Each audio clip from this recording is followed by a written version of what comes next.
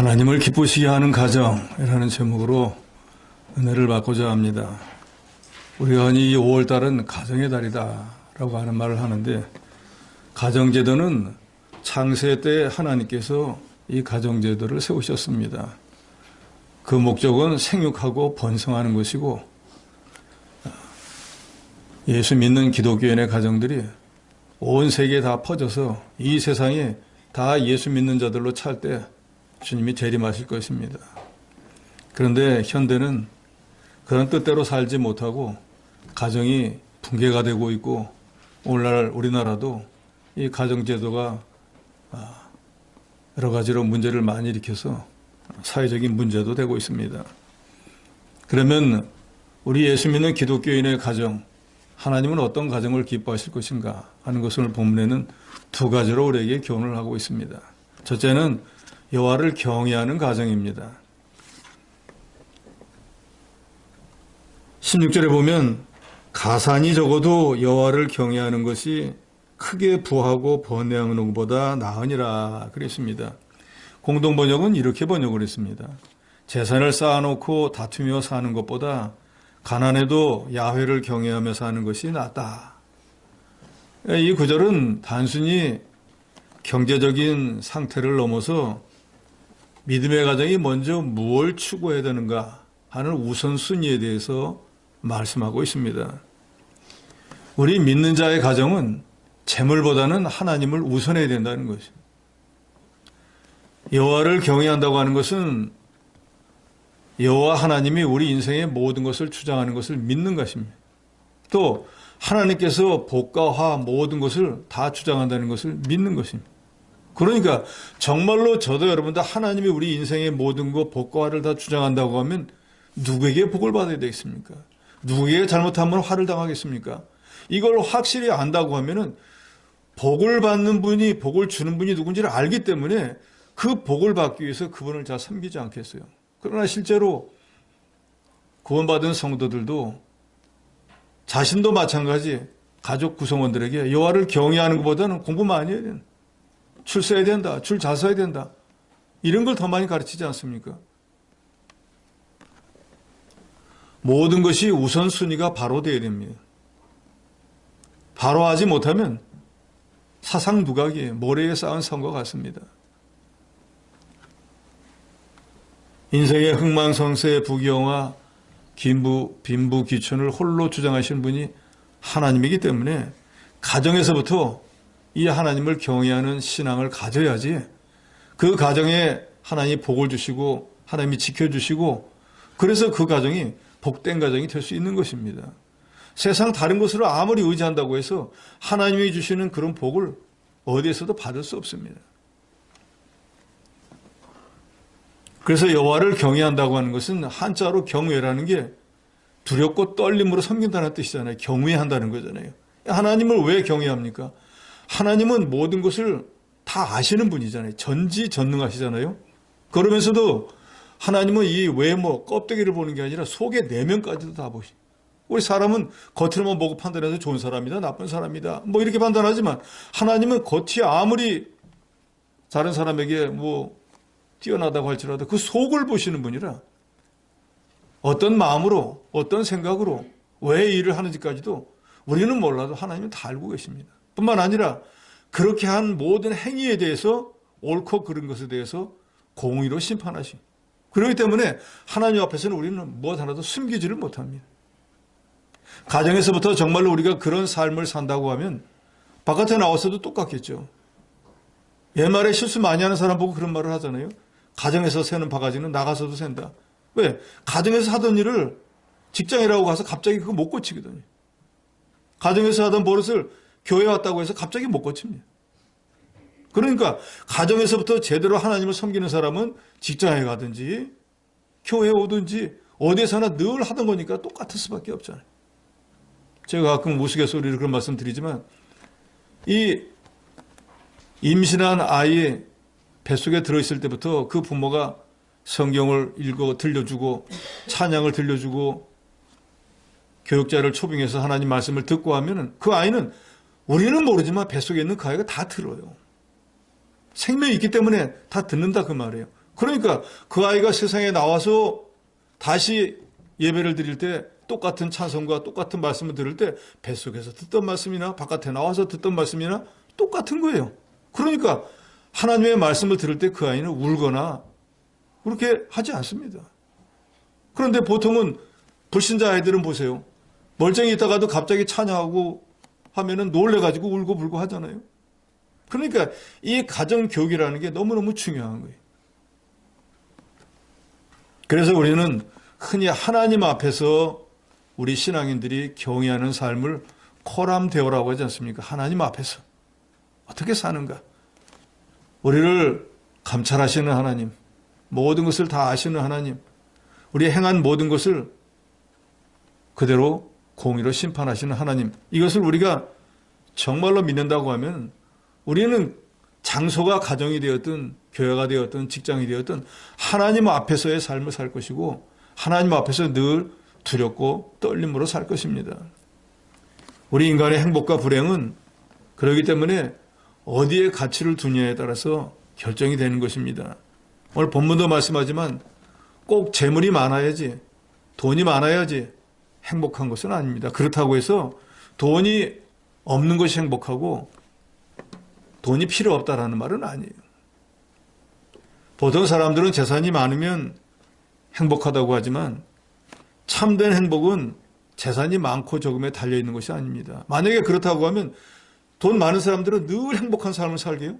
그런데 정말로 예를 들어가지고 삶의 회의를 느껴 자살하는 사람들은 오히려 부유한 사람들이 더 많습니다. 가난한 사람들은 악착같이 살으려고 하지만 부유한 사람들은 더 이상 삶의 의미를 못 느껴요. 그러니까 꼭 재산이 많은 것이 행복하다고 말할 수는 없을 것입니다.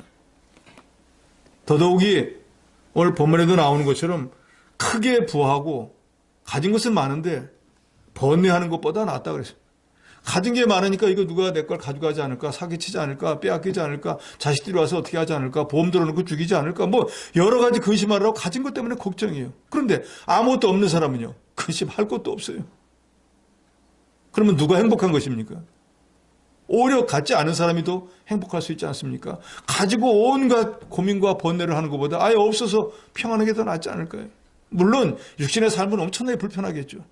그런데 온갖 것을 누리면서도 여전히 자기 것 때문에 번뇌를 한다 그러면 과연 어느 것이 행복일까? 그거는 각자의 취향에 따라 다르겠지만 오히려 가진 것보다 없는 것이 더 행복할 것입니다. 그러므로 육신적으로 가진 것이 없어도 예수 믿고 구원 얻어서 하나님의 주신 것을 가지고 누리며 사는 또 심령의 자유를 누리는 그 사람이야말로 그런 가정이야말로 행복한 가정일 것입니다. 아무리 많이 쌓아놓아도 그거 쓸지도 못하고 세상 떠나면 무슨 의미가 있겠어요? 우리가 수전노라고 하는 말을 쓰지 않습니까? 수전노는 모을 숫자, 돈전자, 노예 노자, 돈 모으는 노예다 그 말이에요. 그냥 돈 모으는 데만 관심이 있어 쓸지도 모르는 거예요. 그러니까 쫙 하고 돈만 모으다가 결국 죽는 거예요. 그럼 무슨 의미가 있어요? 돈을 모으는 의미가 뭐예요? 쓰기 위한 거 아닙니까? 근데 쓸지는 모르는 거예요. 그러니까 수전노라는 말을 듣는 거예요. 우리는 예수 믿고 난 뒤에 일체의 비결을 배우려고 애를 씁니다. 사도 바울이 말하는 일체의 비결은 뭡니까? 풍족할 때나 가난할 때나 그 모든 게 하나님이 하신 것이다 하고, 부할 때는 부한 것을 가지고 하나님을 위해서도 일하고 자기를 위해서도 쓰고 가난한 자를 쓰고, 없을 때는 하나님이 나를 낮추셨나 보다 하고 또 낮춰진 거에 맞춰서 사는 거예요. 언젠가는 또 하나님이 부하게도 해주겠지. 이런 믿음으로 산다고 하면 있을 때나 없을 때나 별반 다를 게 없어요.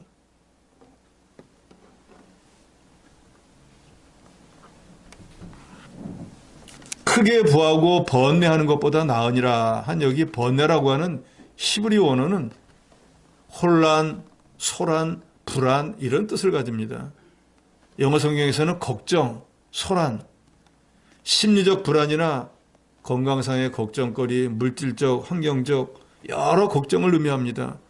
아무리 크게 부하다고 할지라도 이런 불안, 걱정이 있다고 하면은 차라리 그것이 없는 것이 나을 것입니다.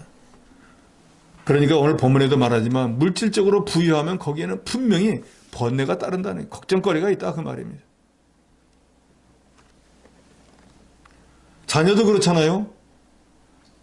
한 10자녀 있으면은 한 자녀 가진 사람보다 10배는 근심 걱정이 된다고요. 그렇지 않습니까? 없는 사람은요, 아예 자식으로 인한 걱정은 없는 거예요. 자식이 주는 기쁨도 없지만 자식으로 인한 고통도 없는 거예요. 그럼 어느 게 행복할까? 각자가 판단할 것이겠죠. 사람들은 재산을 더 많이 모으려고, 모은 재산을 지키려고, 남에게 빼앗기지 않으려고, 더 높은 자리에 올라가려고, 그 자리에서 내려오지 않으려고, 올라가려고도 근심 걱정하고 내려올까 봐는 더 근심 걱정하고, 이런 욕심으로 인해서 갈등과 번뇌가 끊임없이 이어지는 것입니다. 그렇지만 여호와를 경외하는 삶을 사는 사람은 무엇보다도 하나님이 주시는 평안이 있습니다. 그래서 이런 평안은 통장에 잔고가 줄어든다고 해도 사라지지 않습니다. 돈이 많다고 해서 평안하고 돈이 없다고 평안한 게 아니라 있고 없는 것은 하나님의 손에 달린 거예요. 우리 성도에 있어서 이 여호와를 경외한다고 하는 것은 무형의 자산이 됩니다. 세상의 재물은 환경과 상황에 따라서 늘 변합니다.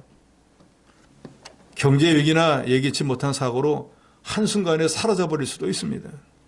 그렇지만 하나님을 경외하는 신앙은 그런 것에 구애받지 않습니다. 완전한 영적 자산이 됩니다. 그래서 바울처럼 정말로 일체의 비결을 배운다고 하면은 이 세상에 살아가는 동안에 물질의 구애를 받지 않습니다. 세상 사람들도 많이 깨달은 사람들은 그런 말을 하잖아요. 우리 성경에 있는 말과 똑같아요. 마실 거, 먹을 거, 그것만 있으면 족한 줄로 다 여긴다 그러잖아요. 그런데 그 말을 하는 사람이나 그걸 깨닫는 사람은 엄청나게 차원이 높은 사람들이. 우리 예수 믿는 성도들은 이미 성경을 통해서 우리가 이 세상에 올 때 아무것도 가지고 온 것이 없고 또 이 세상을 떠날 때 아무것도 가지고 가지 못하고 그렇기 때문에 우리가 먹을 것과 입을 것이 있은즉 족한 줄로 여기는 그런 하나님의 사람이 되었습니다. 저도 여러분도 만약에 정말로 그런 믿음을 가지고 산다고 하면 오늘 한 끼 먹은 거 하나 하루 살아가는 것만 해도 감사할 거예요. 하나님을 경외하는 믿음이 있다고 하면 하나님이 주신 것이 무엇이 되었든지 그것에 감사하고 하나님의 뜻에 맞게 그것을 사용하며 그렇기 때문에 그 심령에는 하나님의 평안과 만족을 주십니다. 서두에도 말씀드린 대로 우리 믿는 사람들은 믿는 가정은 우선순위를 바로해야 됩니다. 무엇을 바로해야 되는가? 하나님이 제일 먼저가 되어야 돼요. 하나님 제일주의가 되어야 된다 그 말이에요. 물질 제일주의가 되면 안 돼요. 그래서 마태복음 6장 33절에 예수께서 하신 말씀이 있지 않습니까? 너희는 먼저 그의 나라와 그의 의를 구하라. 그리하면 이 모든 것을 너에게 더하시리라. 이 말씀을 하실 때 예수님은 너희 믿는 자와 믿지 않는 자를 딱 비교하시잖아요. 믿지 않는 자들은 날마다 뭘 먹을까, 뭘 마실까, 뭘 입을까, 어떻게 출세해야 할까, 어떻게 남보다 잘 될까, 날마다 그의 생각밖에 안 하는데 너희 예수 믿는 성도들은 이 세상에 소망을 두지 않고 영원한 천국에 소망을 두고 있기 때문에 예수께서 말씀하시잖아요. 이제 너희는 그동안 예수 믿기 이전에 뭘 먹을까 뭘 마실까 하는 육신의 것에서 이제는 돌이켜서 신령한 것을 먼저 마음에 두어라. 하나님을 먼저 마음에 두어라. 먼저 그의 통치를 받아라. 그의 의를 구하는 삶을 살아라. 그러면 그 불신자 때 그렇게 먹고 마시는 거 원하던 거 하나님이 너에게 더하여 주신다. 그런다고 세상 일을 하지 말라는 게 아닙니다. 우선순위를 바로 하라는 거예요. 과거에는 나를 위해 살고 세상을 위해 살았다고 하면 이제는 나를 구원하신 주님을 위해서 살고 하나님의 일을 먼저 하라는 것입니다. 그러면 하나님이 나머지 것은 덤으로 주신다고 분명히 말씀했습니다. 왜 재물보다도 가산보다도 여호와를 경외하는 믿음을 가정에서 가져야 하는가? 그것은 여호와를 경외하는 사람과 경외하는 가정에게는 그 가정과 그 사람에 필요한 모든 것을 하나님이 다 주시기 때문에. 시편 111편 5절에 보면 여호와께서 자기를 경외하는 자에게 양식을 주신다 그랬습니다. 불신자들은 날마다 양식을 위해서 일하는데 여호와를 경외하면 하나님이 양식을 주신다는 거예요. 시편 111편 10절에 보면 여호와를 경외함이 곧 지혜의 근본이라 그 계명을 지키는 자는 다 좋은 지각이 있다. 여호와를 경외하면 어디 학원에 가서 비싼 선생 모시고 배우려고 하는 그 지혜, 지식을 하나님이 주신다는 거예요. 시편 115편 13절에는 대소원 물론하고 여호와를 경외하는 자에게 복을 주신다 그랬습니다. 점쟁이를 찾아가고 무당을 찾아가고 온갖 신 찾아다니면서 예물을 갖다 바치면서 원하는 게 뭐예요? 자기가 원하는 복을 받으려는 거잖아요. 그런데 여호와를 경외하면은 작은 자가 됐든 큰 자가 되었든 하나님이 복을 주신다는 거예요. 잠언 9장 10절에도 여호와를 경외하는 것이 지혜의 근본이요 거룩하신 자를 아는 것이 명철이라. 세상에 학문 공부를 안 해도 하나님이 이런 지혜와 명철을 여호와를 경외하는 자에게는 주신다는 거예요. 또 잠언 10장 27절에도 보면 여호와를 경외하면 장수한다 그랬습니다. 나가서 열심으로 운동하고 병원에 가서 약 먹고 해서 장수하는 게 아니고 여호와를 경외하는 자에게 하나님이 장수의 복도 주신다는 거예요. 우리가 이 하나님의 말씀을 들을 때 꼭 편협하게 한 구절만 들으면 안 됩니다. 여호와를 경외하면 장수한다니까 여호와만 경외하면 장수한다고 했으니까 병원도 안 갔고 약도 안 먹고 일찍 치료. 그게 아니라는 거예요. 여호와를 경외하는 게 먼저이면은 병원을 가고 약을 먹어도 그 약이 더 효과가 있고 치료가 더 빠르다는 뜻이에요.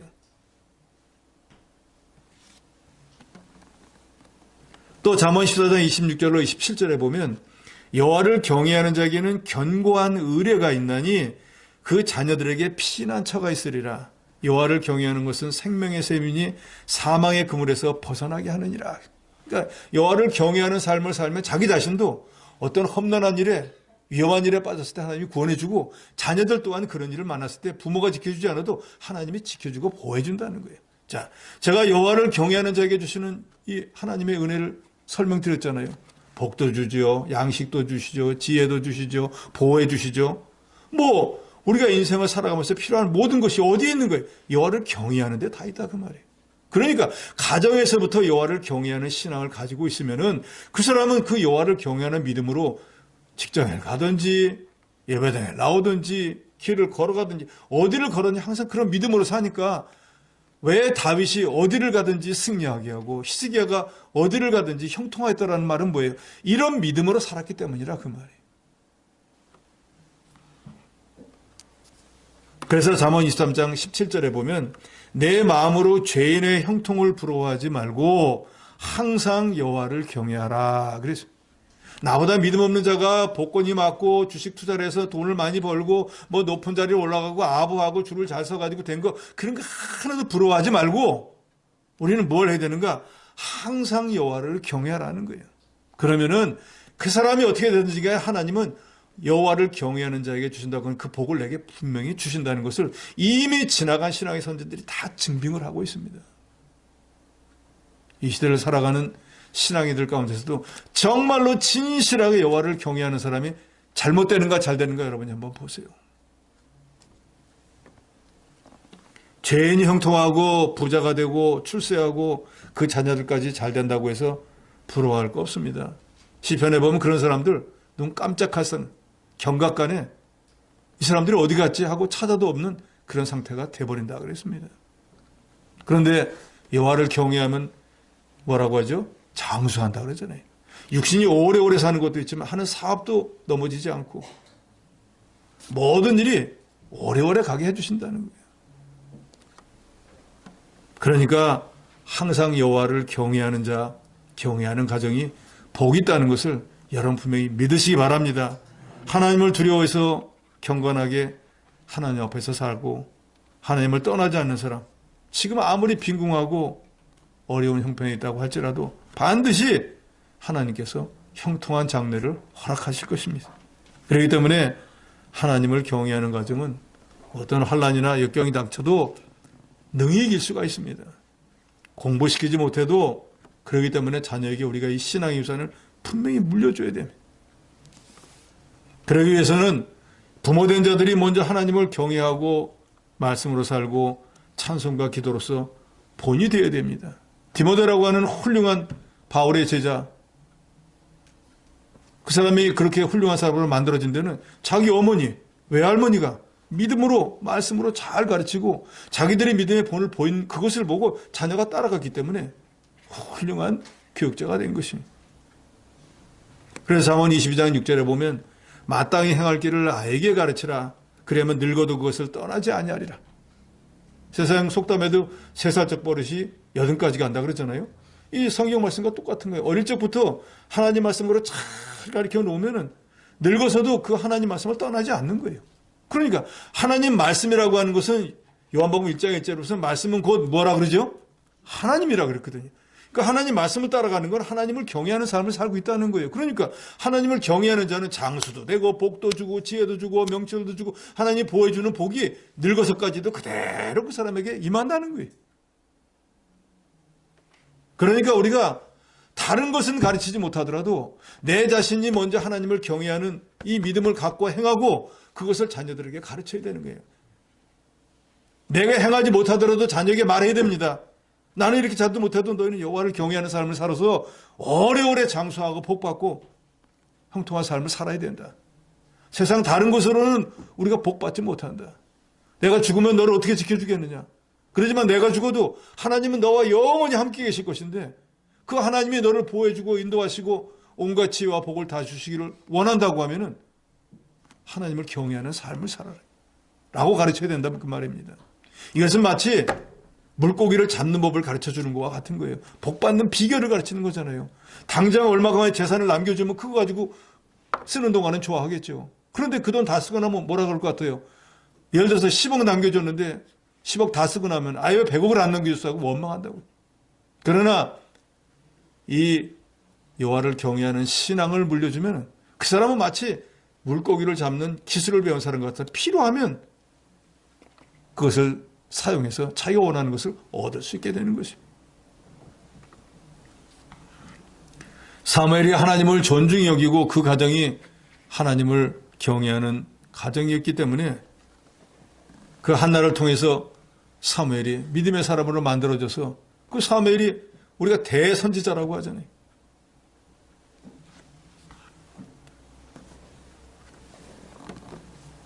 부모의 말씀을 통해서 신앙 양육을 받고 본인도 그 길을 따라갔기 때문에 하나님 앞에서 또 사람 앞에서 은총을 받아서 구약시대에 가장 뛰어난 선지자가 되었습니다. 그래서 이 사무엘은 선지자가 되어서 백성들을 다스릴 때에도 하나님을 경외하는 믿음이 있었기 때문에 욕심으로 하지 않고 압제하지도 않고 개인적인 이익을 따라가지도 않고 부당한 뇌물을 받지도 않았습니다. 하나님의 뜻대로 하나님의 방식대로 여호와를 경외하는 신앙으로 자녀를 양육하면은 그렇지 않은 사람들이 손가락질합니다. 뭐 저렇게까지 꼭 해야 되나? 저렇게까지 믿어야 되나? 그렇지만 한나는 그 주변 사람들이 뭐라 하는 것에 관심 두지 않고 그 자녀에게 하나님을 경외하는 믿음으로 양육을 했습니다. 그러니까 후에 사무엘이 대선지자가 되었을 때 그 가정은 사무엘로 인해서 그 가정이 같은 영광을 누리게 돼. 시편 기자는 시편 37편 25절에서 내가 어려서부터 늙기까지 의인이 버림을 당하거나 그의 자손이 걸식함을 보지 못하였다 그랬습니다. 그러니까 믿음으로 사는 가정의 부모에게서 그 믿음을 전수받은 사람은 그 믿음으로 하나님을 경외하는 믿음으로 사니까 하나님이 그 사람을 지켜 보호해 주셔서 걸식, 남에게 얻어먹는 그런 삶을 살지 않는다는 거예요. 또 하나님 앞에 버림을 당하지 않습니다. 복의 근원이 하나님심을 떠나지 않기 때문에. 아브라함의 신앙을 이삭이 물려받고 이삭의 신앙을 또 야곱이 물려받은 것처럼 의인의 자손은 부모의 신앙을 물려받는 것이 보통입니다. 그렇기 때문에 그 부모가 세워놓은 덕의 혜택을 자손이 입는 거예요. 그래서 의인의 자손은 걸식하거나 비참하게 되지 않는데 이게 바로 가산을 상속받는 것보다 더 큰 복인 것입니다. 역대상 13장 14절에 보면 하나님의 괴가 오베데돔의 집에서 그 권속과 함께 석 달을 있으니라 그랬습니다. 오베데돔이라고 하는 사람은 이 하나님의 괴를 자기 집에 석 달 동안 모셨는데 그건 원래는 다윗이 자기 성으로 하나님께를 모셔가려고 하다가 하나님 말씀대로 안 하는 바람에 괴가 떨어지는 거 막으려고 하다가 우사라고 하는 사람이 죽으니까 자기 성으로 못 가고 오베데돔 집에 갔다가 모셔놨는데, 그때 이 오베데돔을 비롯한 그 온 가족들이 하나님의 괴가 우리 집에 왔다, 하나님이 우리와 함께 계신다 하고 뭐 온 가족이 그 괴를 진짜 하나님 받들듯이 받들었다는 거예요. 그랬더니 다윗이 나중에 얘기를 들어보니까 하나님이 그 오베데돔의 집에 복을 많이 내리셨답니다. 해서 다윗이 다시 준비해가지고 오베데돔의 집에서 하나님의 괴를 모셔왔잖아요. 그래서 겨우 석 달 동안 하나님의 괴를 모셨던 이 오베데돔의 집은 온 가족이 최초로 그 가정에 하나님이 복을 주었을 뿐만 아니라 여호와를 경외하는 가정, 신약시대에 오면 고넬료라고 하는 사람, 이방인인데도 불구하고 하나님께서 베드로를 그 집에 보내서 최초로 이방인에게 성령을 부어서 하나님의 자녀를 만들어 주었지 않습니까? 시편 128편 1절에 보면 여호와를 경외하며 그의 길을 걷는 자마다 복이 있도다 라고 했습니다. 한번 따라해 보시기 바랍니다. 여호와를 경외하며 그의 길을 걷는 자마다 복이 있도다.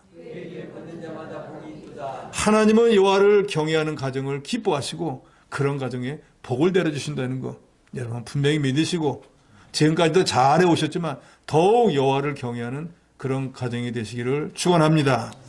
두 번째로는 서로 사랑하는 가정입니다. 하나님은 가정 안에서 서로 사랑이 화목으로 이루어지는 것을 원하십니다.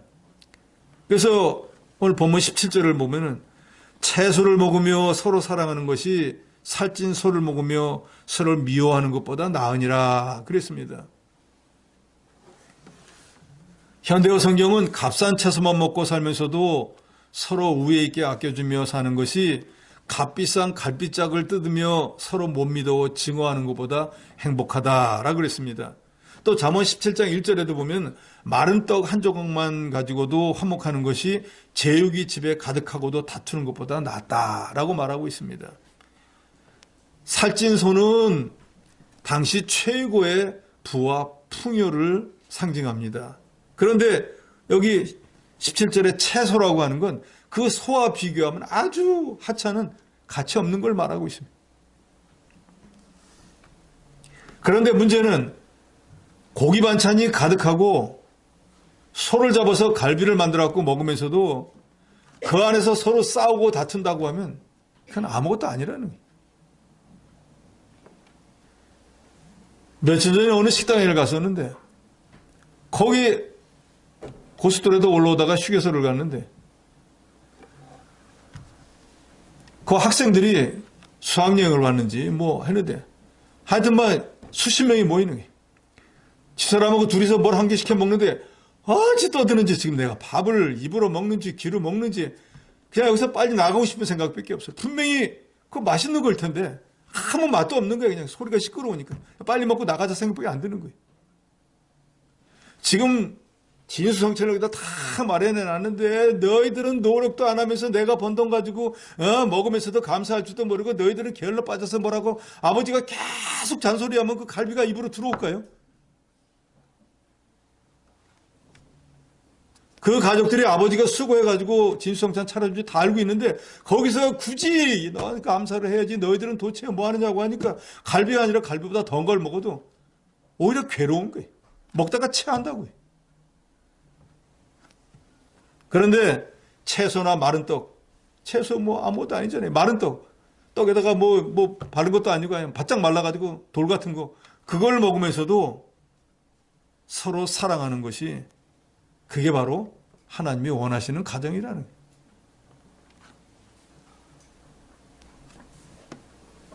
물질은 우리의 이 육신의 욕구를 채워줄 수 있지만 식욕이라고 하는 건 만난 걸 먹으면 채워지잖아요. 배가 부르면 더 이상 원하지 않습니다. 그렇지만 이 정신적인 공허함은 채우지 못해요. 아무리 좋은 집에 살고 값비싼 음식을 먹는다고 해도 거기 사랑이 없다면 그건 아무것도 아닙니다. 사람은 먹을 것이 넉넉하고 좋은 집, 좋은 차 탄다고 해서 그걸 행복하다고 꼭 느끼지는 않습니다. 하나님 앞에서 영적 기쁨을 누리는 데 있어요. 저도 이전에 수십 년 전이죠. 사업을 할 때는 참 삐까버쩍한 차도 타고 뭐 할 때 다른 사람들이 좋다 하니까 좋은 것 같았지만 하나님이 눌러가지고 낮추니까 우리 아들은 그렇지 않다는 거예요. 갑자기 차를 아주 싸구려를 바꿨더니. 그런데 하나님이 낮추면은 저는 그런 차라도 타게 된 게 얼마나 감사한지 몰라요. 꼭 좋으냐 나쁘냐? 저는 그런 건 안 따집니다. 필요에 따라서 타면 되는 거예요. 그렇지 않습니까? 돈이 많으면 비싼 차 타야죠. 돈이 없으면 그에 맞춰서 가난한 차 타면 되는 거죠. 탄다는 것만 하면 감사하잖아요. 걸어다닐 판인데. 예수님은 사람이 떡으로만 사는 것이 아니라 하나님의 입으로 나오는 모든 말씀으로 산다고 말씀했습니다. 우리 성도가 가난하든지 넉넉하든지 서로 사랑하고 하나님을 경외하고 말씀대로 사는 그것이 가치가 있고 하나님이 원하시는 삶이라는 것을 저도 여러분도 분명히 알아야 됩니다. 가난해도 여호와를 모시고 마른 떡 한 조각을 먹더라도 그게 하나님이 주신 것인 줄 알고 감사하고 서로 사랑하는 것이 복된 가정이죠. 요새는 그런 거 참 찾아보기 어렵죠. 이전에는 콩 한 알도 나눠 먹는다 뭐 그런 말들이 많았잖아요. 요새는 자기 입밖에는 몰라요. 자녀들도 마찬가지. 성도들도 마찬가지. 나눌 줄 모릅니다. 그런 걸 우리가 이기주의라고 해요. 자기만 유익하면 되는 거예요. 채소와 마른 떡같이 변변찮은 것이라고 할지라도 서로 하나님이 주신 줄 알고 감사함으로 나누어 먹는 그것이 소잡아 먹으면서 서로 미워하는 것보다 훨씬 낫습니다. 교회나 가정이나 사회나 그렇기 때문에 사랑으로 서로 화목하고 화평을 이루는 것이 너무나 중요해요. 아무리 고기 반찬 육선이 집안에 가득해도 싸우고 다투면 그거 아무것도 아니지 않습니까? 세상 사람도 그래서 가화만성이란 말, 가화만사성이란 말을 쓰잖아요. 집안이 화목해야지 모든 일이 잘 이루어진다. 당연하겠죠. 특별히 우리 성도는 여호와를 경외하는 사람들이기 때문에 가정에서나 교회에서나 서로 사랑으로 화목해야 됩니다. 또 이 시대에 예수님께서 우리에게 주신 유일한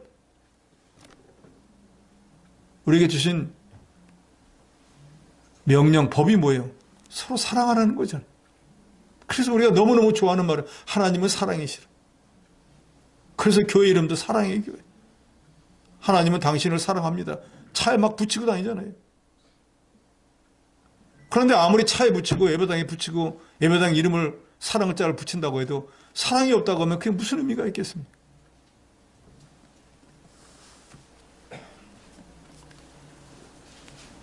여호와 하나님을 모시고 심령의 낙을 누리며 적은 것이라도 나누면서 감사함으로 산다고 하면 그 가정이야말로 행복한 가정이고 그것이 참으로 하나님이 원하시는 가정일 것입니다.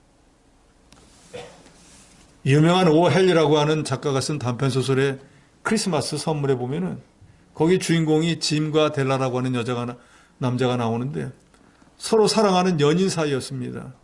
그래서 남자는 멋진 시계를 하나 가지고 있었고 여자는 아름답고 긴 머리카락을 가졌는데 성탄절이 가까웠는데 성탄절 이브에 뭔가 서로 선물을 나눠야 되는데 가난했기 때문에 돈이 없으니까 각각 자기가 가지고 있는 제일 좋은 시계를 팔고 머리카락을 팔아서 시계를 판 남자에게 여자는 시계줄을 선물하고 머리를 잘라서 판 여자친구에게 머리빗을 사주었습니다. 그런데 선물을 교환할 때 되니까 각자에게 다 필요가 없는 거예요. 시계를 팔아버렸는데 시계줄 있어봤자 이딴 걸 선물을 줘. 머리를 잘라갖고 남편 시계줄 사줬는데 거기다가 머리빗을 주니까 빗을 머리도 없는데 이걸 줘! 라고 싸우고 다툰 게 아니라 그것을 서로 교환하면서 너무너무 사랑했기 때문에 서로 간의 사랑을 더욱 확인할 수 있었다라고 하는 내용 여러분도 잘 아실 것입니다. 하나님이 주신 것은 적은 것이라도 사랑으로 함께 나누는 것이 참된 행복입니다. 물질적으로 부유한 집이라도 다툼과 시끄러움이 있으면 거기는 지옥이 됩니다. 다윗은 왕이잖아요. 자식들도 수룩하잖아요. 그런데 그 자식들이 서로 싸우고 다투니까 어떻게 됐습니까? 서로 죽이고 강간하고 아버지를 배신해가지고 내쫓고 자기가 왕이 되려고 하고 이런 비극이 일어났지 않습니까? 옛날 어느 고을에 어린 나이에 시집 온 며느리에게 시어머니가 쌀을 씻어가지고 좀 소세 반찬 와라 해놓고 일을 보러 잠깐 나갔습니다. 근데 며느리가 아궁이 앞에 앉아가지고 이게 끓으면은 이제 소뚜껑을 열어보고선 불을 줄이고 해야 되는데 그 앉아 장난만 치는 거야. 불 가지고 재밌다 하면서. 그래서 뭐 냄새가 나가지고 갑자기 이 저 뚜껑을 열어보면 소산에 밥이 다 타버렸어요. 타도 보통 탄 게 아니라 새카맣게 타서 먹지를 못하게 됐어요. 그래서 저녁 먹을 거리가 다 없어져 버렸습니다. 그러니까 이제 어떻게 할 수가 없어가지고 땅바닥에 앉아서 엉엉 울고 있는데 시어머니가 돌아와가지고 뭔 일이냐 하니까 뭐라고 대답도 못하고 손만 가리켰습니다. 시어머니가 소뚜껑을 열어보니까 거기 숯이 들어있는 거예요. 아니 밥이 다 어디 가고 여기 수덩이만 남았냐. 근데 그 며느리에게 시어머니가 괜찮아. 내가 늙어서 눈이 어둡다 보니까 밥물을 잘못 맞췄나 보다. 근데 아들이 들어오더니 이 광경을 보면서 아침에 내가 귀찮아가지고 물을 조금만 길어다 놓는 바람에 물이 적어가지고 그래서 이게 제 잘못입니다. 조금 있다 시아버지가 들어오더니 이게 무슨 일이야 하니까 이래서 이렇게 됐습니다 하니까 다 그만두라. 내가 잘못해서 그래. 내가 늙어가고 근력이 붙여서 장작을 너무나 굵게 패놔가지고 며느리가 굵은 장작을 넣으니까 불이 너무 세가지고 다 타버린 거예요. 서로 자기 책임이라고 하니까 이 가정이야말로 정말로 복된 가정 아니겠어요? 내가 돈 벌어서 너희들 밥 먹는 줄 알아? 내가 냈으니까 너희가 먹지. 내가 안 했으면 뭐 숟가락이나 들 수 있을 것 같아? 가 아니라 내가 잘못한 거예요. 저도 이 예화지만 이걸 보면서 아하 그렇구나. 좀 남을 배려하고 여기에 근본은 뭐예요? 사랑하는 마음이 있는 거잖아요. 며느리를 사랑하는 마음. 그러면 다른 핑계를 대가지고도 괜찮다라고 해줄 수 있잖아요. 베드로서에도 보면 뭐라고 합니까? 사랑은 모든 허물을 다 가리우는 거예요.